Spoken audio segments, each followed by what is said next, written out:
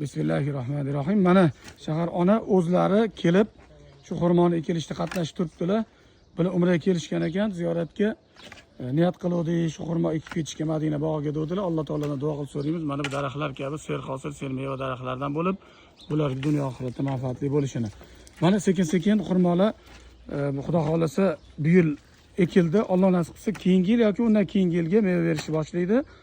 Alloh taolo shunaqangi serhosil sermeva daraxtlardan bo'lib, bularga inshaalloh Alloh taoladan duo qilib so'raymiz. Jannatlarda ham bir bog' bersin, Xudo xolasa.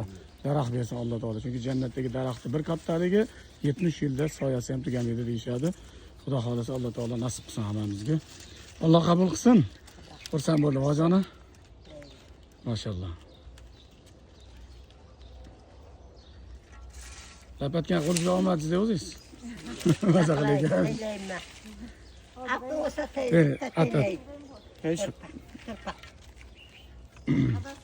Hop. Standa. Mana nasib bo'lsa. Mana o'zlari ham mana turpa tashadilar. Ekishga qatnashib deb. Mana. Mashallah, zo'r.